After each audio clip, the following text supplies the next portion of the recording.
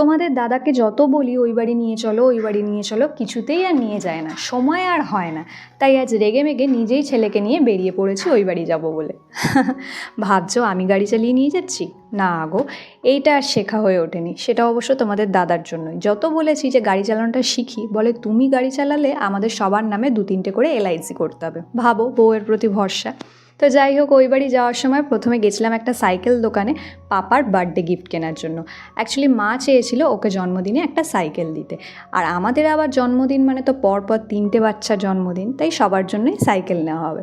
তো এখানে ডেমো দেখার জন্য পাপাকে যেই সাইকেলে তুলেছি, ছেলের কি আনন্দ দেখো। সোনা পাপা তো দারুণ খুশি, সাইকেল থেকে আর নামতে আর চায় না। দোকানদার থেকে শুরু করে সবাই ওর এই আনন্দ দেখে এত খুশি। তো ভাবলাম যে না, এর থেকে ভালো গিফট ওর জন্য আর কিছু হতে পারে না। তো সাইকেলই নিয়ে নেওয়া হলো। ও তো একাই মোটামুটি সাইকেল চালাচ্ছে দেখো। তো সাইকেলগুলো বেশ হেভি কিউট দেখতে। আমরা ভাবলাম 3টে বাচ্চার জন্য 3টে নিয়ে নিই, সোনা পাপার জন্য, আমার তাতাপুরির জন্য আর সোনামার জন্য। 3টে কালারের সাইকেল নিয়েছিলাম, রেড, ইয়েলো আর ব্লু। ইয়েলোটা পাপার, ব্লুটা তাতার, আর রেডটা হচ্ছে সোনামার। তো গিয়ে তাতাকেও গিফট দিয়ে দিলাম। তাতাপুরিও কিন্তু ভীষণ খুশি। আর সাইকেলে এত সুন্দর গান বাজে বাচ্চাদের, ওদের এইগুলোই তো মজা আনন্দ বলো। দেখো আমার তাতাপুরির মুখটা, খুব সুন্দর গিফট হয়েছে। এটা হলো মা দিল সবাইকে।